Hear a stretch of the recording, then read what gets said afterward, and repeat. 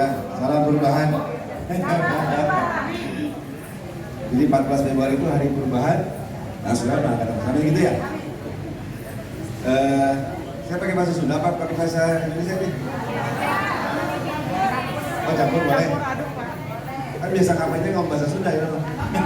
Icalek. Saya Subhanallah Gana orang. Siapa namanya Kandana? Apa namanya Dana? Ayah saya dari Sumedang, tapi juga tinggal di Bandung dari lahir. Kalau tadi caleg gitu. Oh Sumedang, ibu saya dari Galuh. Yang peci tadi? Alhamdulillah setengah Lah umur mana dia hilang? jadi entrepreneur. Tapi 20 tahun jadi aktivis sosial. Jadi kenapa dialog ya karena aktivis sosial. Baru setahun ini berhenti menjadi ketua kantornya Jawa Barat. Ini ada Ustaz Hadi, ini mitra saya di DPRD Provinsi. Ini bantu beliau. Beliau sudah lihat salah satu produk kita rumah belajar anak bintang di Karawang saya. Alhamdulillah hari ini ketemu Pak Farhan. Pak Farhan. Saya pernah event bareng dengan beliau. Saya boleh suami. Alhamdulillah dia udah wakaf banyak buat perjuangan kita ya. Ini waktu 15 menit, terus saya mau cerita apa ini? Pengalaman ya. Ya, teman-teman UMKM di usia saya yang 53, separuh memang gagal usaha. Separuh waktu itu gagal. Tapi hari ini saya menyampaikan bahwa buat kaya mah gak usah lama. Jangan kayak saya. Kalau hari ini teman-teman lihat Coach Farhan, kalau hari ini teman-teman lihat Coach ini kalau kampanye gitu begini lah. Ada.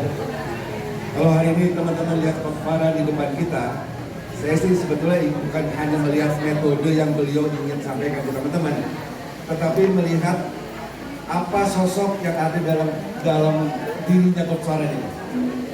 Saya dengar dari teman saya, teman baiknya beliau nih, ini beliau luar biasa nih berjibakunya. Dari mulai zaman Pilgub kemarin ya, Oh itu bisa sampai Ferrari udah dijual katanya. Kita belum punya Ferrari, beliau Ferrari udah dijual. Saya ingin teman-teman melihat sosok beliau saja ya. Orang tangguh, pengusaha tangguh itu totally mentality. Totally. Pebisnis itu totalitas mentalitas. Jadi kenapa beliau bisa running banyak? Karena apa? Komunikasinya bagus, humble, betul nggak? Temannya banyak, betul nggak? Manfaatnya banyak nih kayak hari ini datang, kan nggak dibayar beliau, betul nggak? Nah, it's a business itu, itulah bisnis. Jadi bisnis itu sebetulnya mentalitas yang ditanam di diri kita. Kalau produknya apa? Produknya mah gimmick gitu. Betul, kata beliau harus ada produk, packaging, ya, market, itu betul. Tetapi kalau diri kita itu lebih rendah nilai jualnya daripada produk kita, oh udah beres itu. Saya dulu zaman gagal itu rumusnya apa? Produk saya lebih hebat dari diri saya. Sudah 15 tahun ini saya rubah mindsetnya bahwa diri saya harus lebih hebat dari produk saya. Iya, itu produk sebenarnya itu adalah diri kita. Maka memang yang harus dilakukan teman-teman itu perbaiki diri kita. Karena itu yang bikin orang sukses. Karena 15 menit saya kasih tips ya jadi kaya ya, boleh ya? Ah, 15 menit susah ngomongnya panjang. Dari pengalaman teman-teman saya yang sukses termasuk Coach Farhan, setidaknya ada 3 tangga yang teman-teman harus lakukan. 3 tangga jadi kaya. Pertama, kenapa? Semakin orang tahu kita, dan semakin orang tahu siapa kita, produk kita, teman kita, apapun tentang kita, maka tangga kaya pertama teman-teman sudah lampaui.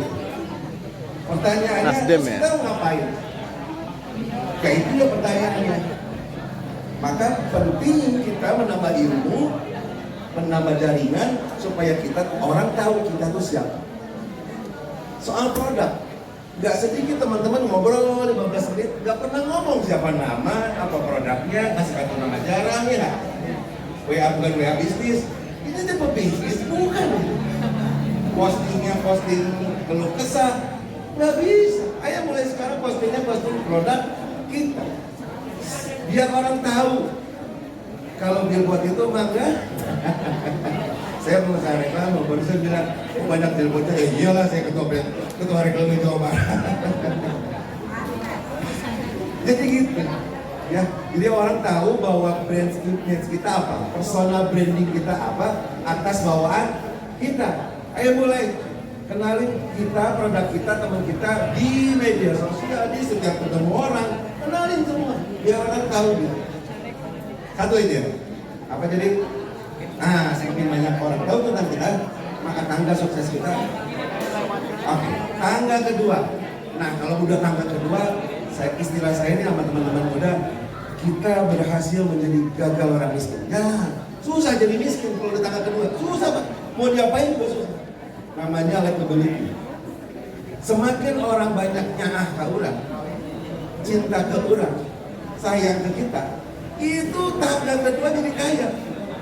Maka teman-teman harus memposisikan orang yang manfaat buat orang lain. Ayo mulai lakukan itu.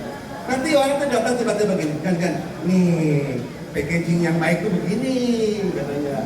Nih yang bikin packaging itu dia. Nih desainnya ini nih orang desainnya. Kalau kita nggak pernah punya manfaat sama orang, kita nyarinya susah setengah mati. Betul? Betul. Maka penting manfaat buat orang, namanya likability. Tugas pebisnis sekarang, jaringan orang itu kita buat manfaat. Caranya kita yang duluan manfaat untuk orang lain. Sudah, saya insya Allah, saya pastikan secara manusia, karena itu kan sunatullah, betul nggak? Kalau orang baik kan mungkin datang semua, betul nggak? Betul. Pastikan teman-teman ada di level kedua, likability tinggi. Jadi ketemu orang tuh suka. Tapi ketemu orang bisnis gini kan suka. Kan kalau sekarang kan kenal kita doang nggak punya manfaat, ngapain ngebantuin? Enggak. Iya, kayak jujur, enggak. Kayak mulai di grup tuh ngasih, memang ngasih doa, ada yang jualan beli. Ini kan begitu di grup UMKM yang jualan nggak dibeli. Mas jualan semua. Yang kan beda-beda. Kita beli itu bukan kita butuh, tapi mereka yang perlu. Kalau ada di sini beli aja. Semua grup rata-rata yang ada UMKM-nya nggak mau pada beli, maunya pada jualan. Ini gimana orang kita juga nggak mau beli, orang juga nggak mau beli produk kita. Oke, yang kecil-kecil manfaat. Yang ketiga, nah ini kayaknya udah absolut tuh kayak Coach Farah. Udah susah nggak bisa kaya, ini kayaknya udah kaya luar biasa. Namanya trusting. Tangga ini trusting. Dan trusting itu harus melewati tangga yang namanya likability. Gak mungkin orang ujuk-ujuk percaya kalau nggak kenal, terus nggak cinta, nggak suka. Mungkin nggak? Kalau saya banyak manfaat sama Coach Farah, dan saya sering ketemu dia, beliau mah langsung aja kan, kalau gue jadi menteri, lu jadi asistennya, begitu pasti. Berhubung saya belum punya manfaat banyak, ya nggak mungkin dong ditawarin gitu, betul nggak? Oke, saya cuma ngasih itu ke teman-teman. Karena yang penting buat kita itu diri kita. Ya, yang lain-lain ikut aja nanti. Makin manfaat, makin banyak kenal, makin dipercaya. Jangankan uang pabrik aja dikasih sama orang yang dipercaya. Betul? Percaya itu? Kalau nggak percaya nggak usah kaya. Siap jadi kaya nggak? Iya, karena perjuangan kita butuh orang kaya. Kita ini kurang begini nih, karena orang kayanya baik kurang. Coba kalau orang kayanya kurang, baligo udah 20.000, billboard udah 40.000 kali. Ini orang kayanya kurang. Dan orang kayanya sekarang kita ajak untuk jihad. Sepakat? Atau nuhun? Itu dari saya, mudah-mudahan aplikatif ya. Assalamualaikum warahmatullahi wabarakatuh. Assalamualaikum warahmatullahi wabarakatuh. Alhamdulillah pada sore hari ini kita bisa bertemu dan bersilaturahmi. Saya tidak perlu memperkenalkan diri karena waktunya sangat terbatas, tapi saya pernah merasakan menjadi UKM. Saya menganggap terus terang aja omset ibu-ibu dan bapak-bapak sekalian ini masih di bawah 4,8 miliar setahun. Kalau omset ibu dan bapak-bapak di bawah 4,8 miliar setahun, saya sangat menyarankan pakai pola pikir pengusaha kecil, bukan pakai pola pikir pengusaha besar. Saya wanti-wanti karena saya pernah merasakan itu. Apa itu pola pikir pengusaha kecil? Yaitu semua serba cash. Bapak Ibu jual barang, jual produk, jual jasa harus cash, tidak boleh dianjuk. Kecuali kalau bapak-bapak dan ibu mau bersedia dijerat oleh bank dan rentenir. Pengalaman saya sampai 30-40 miliar setahun itu bisa kira-kira 90% itu cash crush. Sebelum barang dikirim itu dibayar. Kalau bapak-bapak dan ibu-ibu masih UKM tapi gayanya dengan pola pikir pengusaha besar, saya yakin yang terjadi adalah kejerat bank. Bapak-bapak dan ibu-ibu mau nggak nih tanpa hutang bank? Ya, saya sampai sekarang mungkin bisa dikatakan sudah menengah atas ya perusahaan saya. Itu tidak sama sekali pinjam uang ke bank. Caranya bagaimana? Dan saya share lah di grup ya. Saya ada beberapa makalah, ini saya share di grup. Tapi intinya, bila bapak-bapak dan ibu-ibu masih omsetnya di bawah 4,8 miliar, SPT badan saja nggak tahu, SPT pribadi saja tahu isi apa enggak, lapor atau enggak, jangan gaya-gaya pakai pola pikir pengusaha besar seperti Sandiaga Uno dan yang lainnya. Jangan pakai gaya-gaya seperti Erick Thohir. Kita ini pengusaha kecil, pola pikirnya pengusaha kecil. Ini harus realistis. Nanti mudah-mudahan bila kita naik kelas di atas 4,8 miliar, kemudian 20 miliar, kemudian 50 miliar setahun, baru mulai sedikit-sedikit pakai pola pikir pengusaha besar. Dan pola pikir pengusaha kecil itu dua hal, prinsip dagang yang utama ini penting banget. Saya nggak mau perkenalkan diri ya karena waktu terbatas. Yang pertama, bapak-bapak dan ibu-ibu carilah barang di mana tempatnya bisa beli barang murah, syukur-syukur belinya bayarnya belakangan. Yang kedua, cari tempat di mana bisa jual barang itu lebih mahal, syukur-syukur uangnya duluan. Kalau itu bisa ditemukan, bapak dan ibu tidak perlu pinjem bank.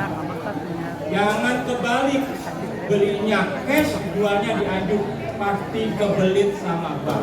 Itu saja perkenalan saya. Saya mau tepuk tangannya. Peci saya terus terang aja belinya di Kebumen. Kebumen UKM ya, ada satu desa penghasil peci. Karena di Bandung kebanyakan penghasilnya adalah penghasil kerudung. Terima kasih semuanya, semoga sehat selalu. Saya Hendra Setiawan. Dapatkan bantuan modal untuk beli emas. Beli satu unit dengan modal sekitar 5 juta. Mendapatkan emas senilai 40 gram. Selisih jual beli 3% dari harga emas market dunia. Harga emas naik 3% sudah kembali modal. Mendapatkan keuntungan 10 kali. Tanpa cicilan, tanpa resiko lelang dan syariah. Ikuti Zoom-nya setiap hari Rabu jam 8 malam. Hubungi saya untuk dapatkan linknya.